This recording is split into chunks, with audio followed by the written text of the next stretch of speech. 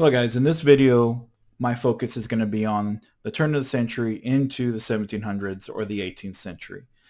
Uh, it's getting closer and closer to the American Revolution in terms of the time period. But remember, the American Revolution doesn't happen until 1776. So things between 1700 and 1776, things change and things develop.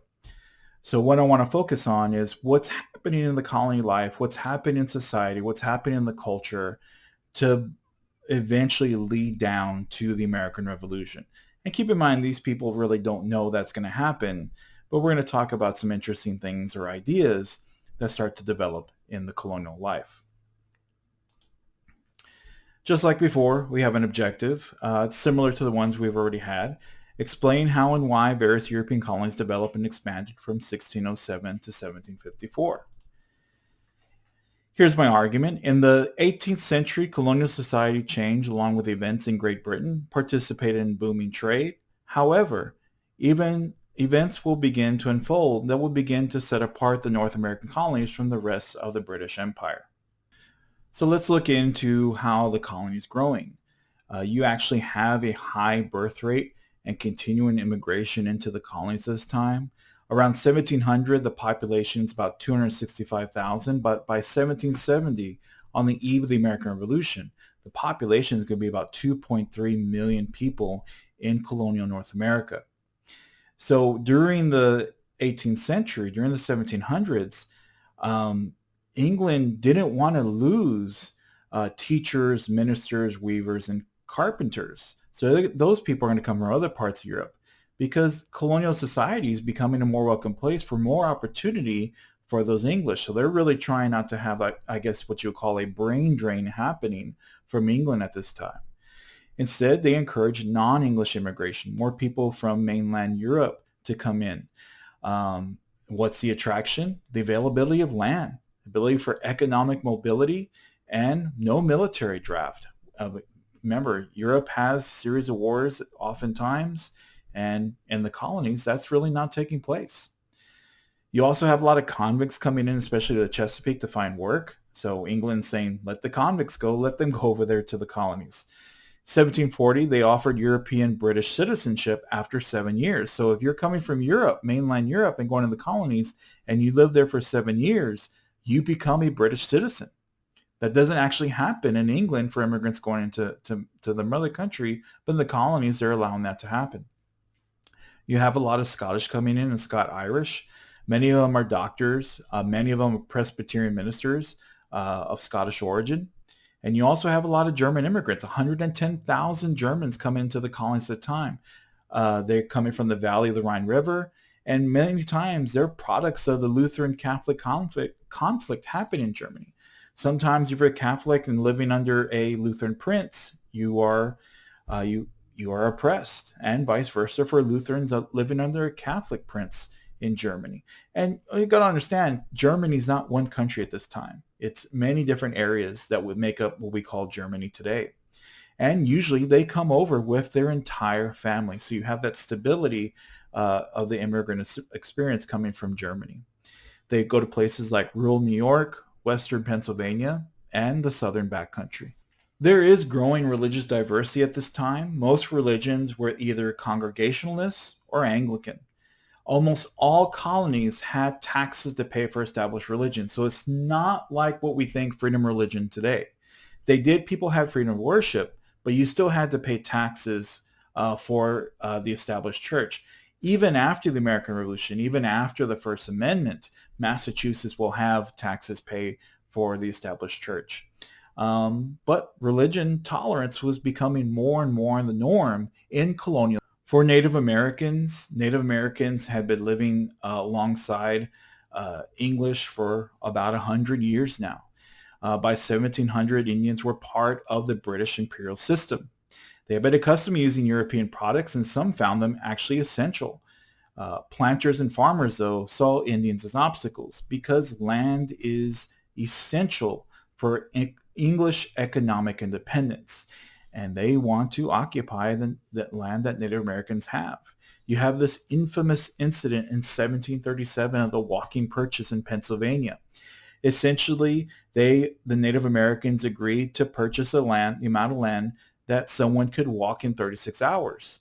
So what they did is that the English, wanting to buy this land, hired runners, trained sprinters to walk the amount of land for 36 hours in order to gobble up as much as they can. This was shocking to the Native Americans because that was not the intent. By 1700, the Pennsylvania population was 20,000. By 1760, it'd be 220,000 people in Pennsylvania.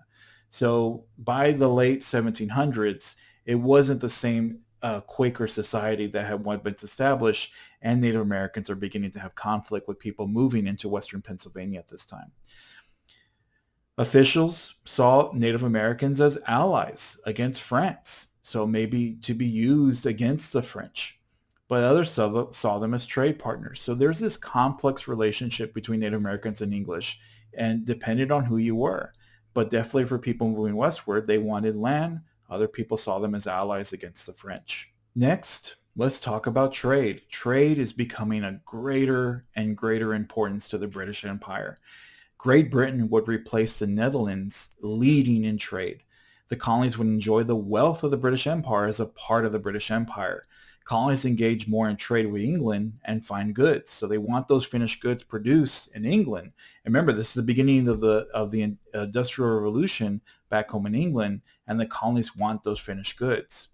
Tea would become more of a necessity to the colonists. They would drink it more and more and more, where at first it was only for the elites. Now everyone is drinking tea at this time. You have to import that as well. Cities in the colonies served as main hubs for agriculture and imports to be sent from the inner countryside. So you have people from the inner countryside sending their goods to the port cities, and the cities would then engage in trade with the rest of the British Empire.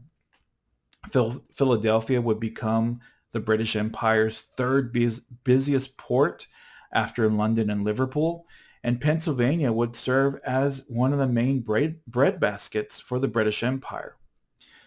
Most colonists didn't actually mind regulation that occurred. Colonists benefited from this trade network of one of the most powerful nations in the world at this time. So you have this triangular trade taking place. Essentially, England would provide the finished goods and send those goods to Africa, and those finished goods would be traded for slaves. Those slaves would be sent to the Caribbean and West Indies and Barbados, and you have sugar plantations. And then in turn, those colonies would interact with each other because those islands in the Caribbean, those sugar plantations, needed food, and the North American colonies served that food to the slave plantations, those sugar plantations. And again, they would trade back to England for those finished goods. The main crops that they're growing in the New World, in the colonies, are tobacco, indigo, and rice. And of course, like I mentioned over and over again, you have the sugar plantations that were extremely lucrative for the British Empire at this time. With trade comes wealth, and you have the formation of the colonial elite. The increased trade increased the gap between rich and the poor. Upper class merchants formed at this time, and success depended sometimes on personal connections. Remember, there's no banks in the New World at this time. There's no banks in the colonies. So lots of times your success depended on a well-placed connection with someone already established. But you also have more opportunity for artisans to gain the skills and work.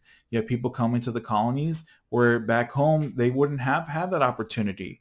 But in the growing cities time, journeymen could become masters quite easily and find good work for themselves. But you also have taking place the Anglicization of the colonies. They wanted to be more and more English. Maybe they're compensating for their distance from England, but they really wanted to get their hands on things that they felt made them English. And actually, you have the colonies have more contact with England itself than each other.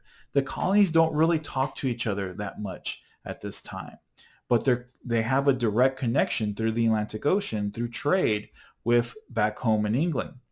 So they wanted to become more English and emulate English society and manners. They imported the latest English fashions and books, and they viewed society like back home as one of hierarchy. There's people at the top and there's people at the bottom. They saw that people that had talent should rule over ones at the bottom. Each place in society carried a set of responsibilities.